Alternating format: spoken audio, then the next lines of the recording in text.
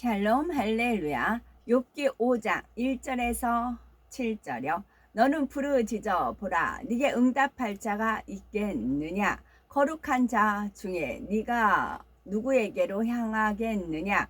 분노가 미련한 자를 죽이고 시기가 어리석은 자를 멸하느니라. 내가 미련한 자가 뿌리 내리는 것을 보고 그의 집을 당장에 저주하였노라.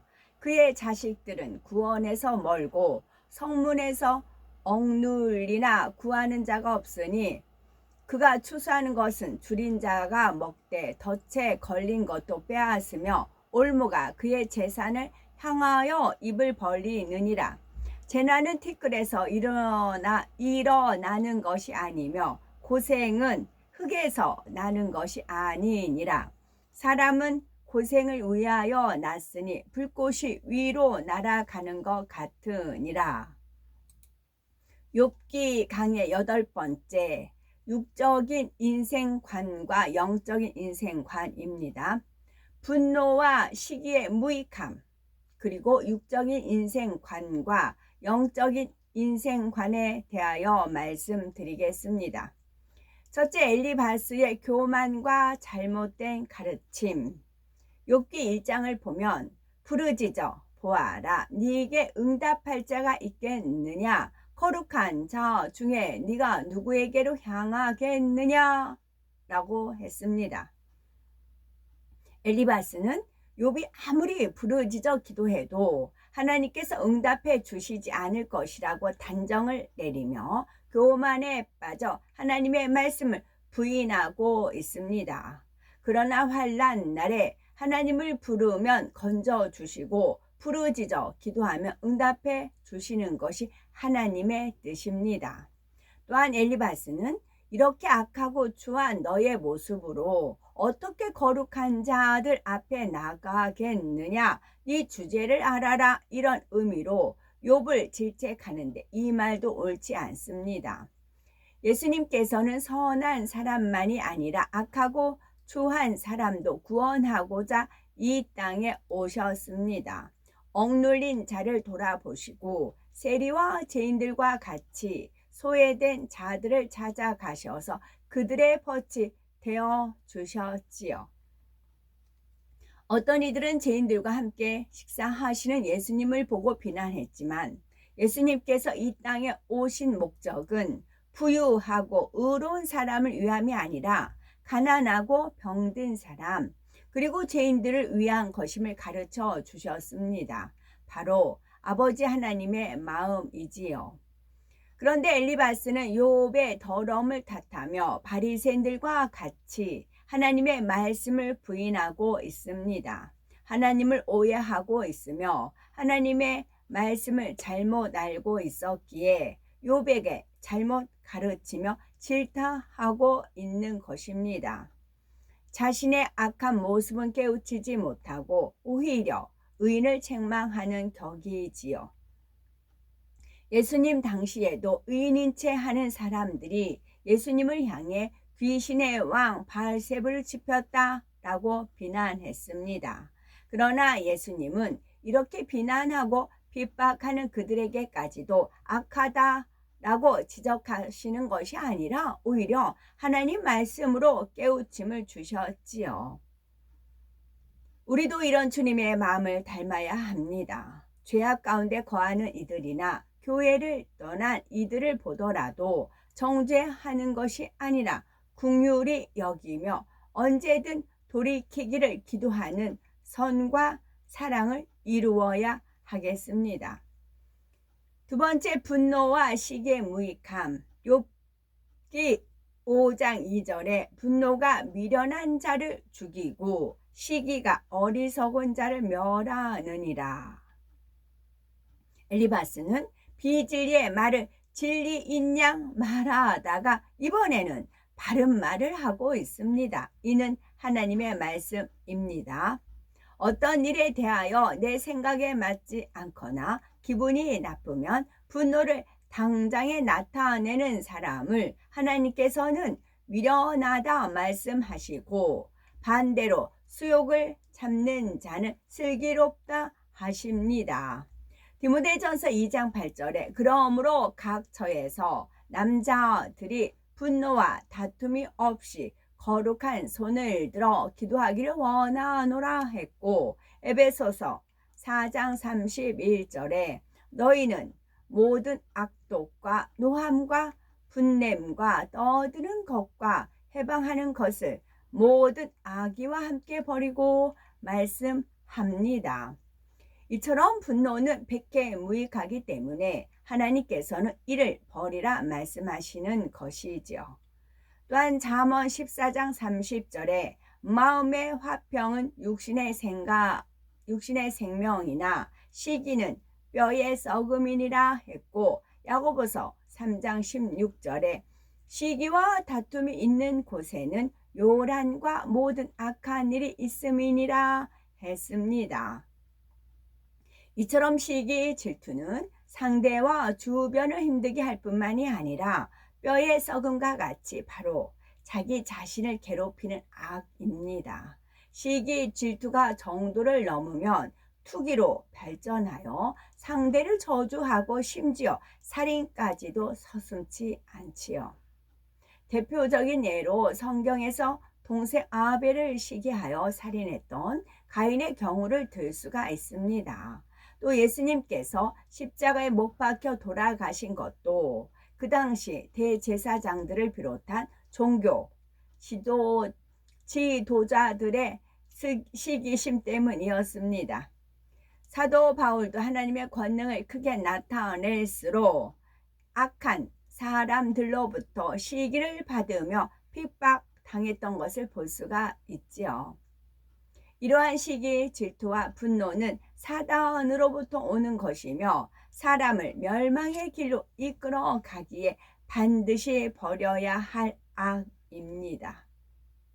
욥기 5장 3절에서 4절에는 내가 미련한 자의 뿌리 박는 것을 보고 그 집을 당장에 저주하였노라. 그 자식들은 평안한 데서 멀리 떠나고 성문에서 눌리나 구하는 자가 없으며.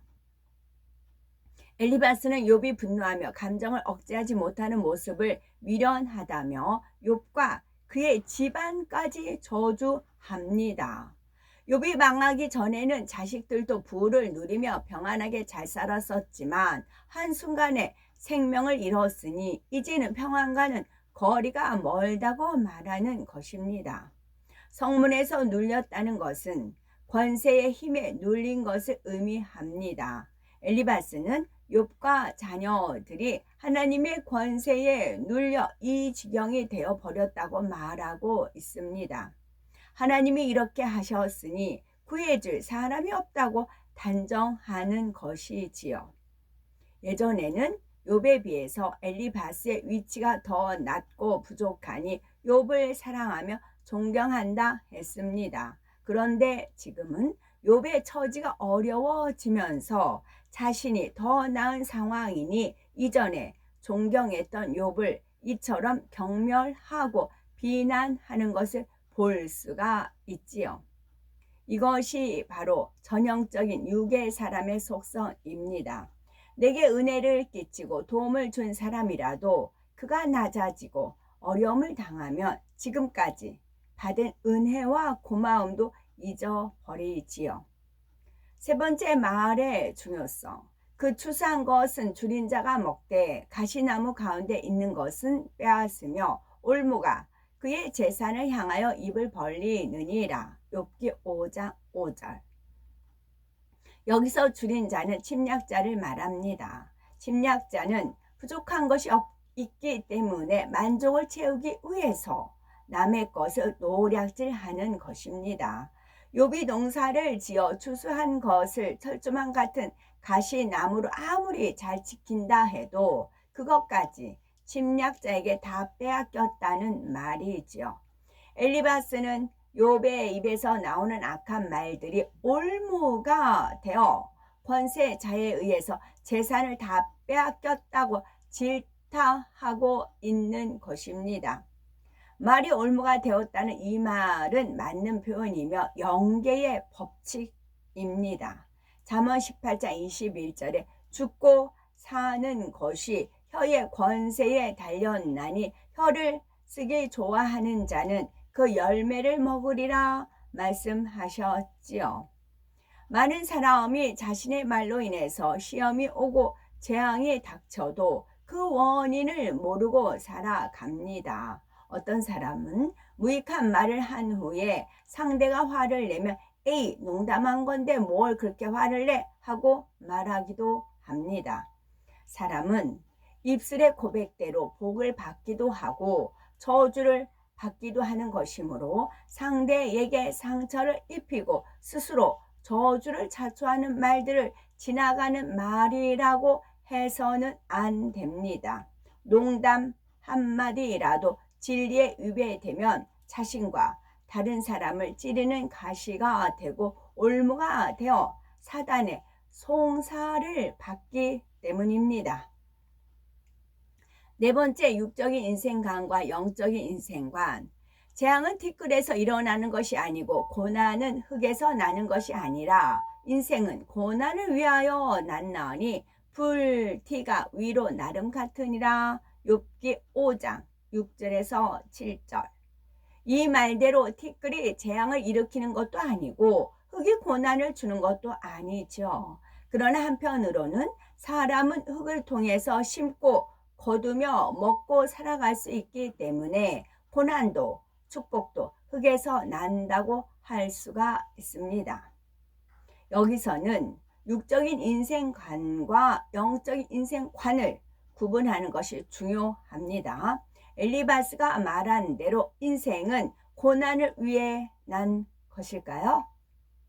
하나님을 믿지 않는 사람들은 인생은 고난을 위해서 났으며 살기 위해서 먹는다 또는 먹기 위해 산다 라고 합니다. 죽음으로써 모든 것이 끝난다고 생각하니 자신의 유익만을 취하며 어떻게 하면 좀 더 좋은 것을 먹을까? 어떻게 하면 부귀와 권세와 명예를 누릴까 하는 육적인 인생관을 가지고 살아가지요. 이렇게 이 땅의 소망만을 가지고 살아가는 사람의 눈으로 볼 때는 인생은 고난의 연속이며 고생하려고 태어난 것처럼 느껴집니다.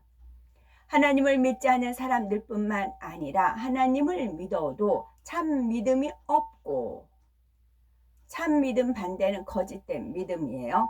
참 자녀 반대는 거짓 자녀, 거짓말하는 자녀.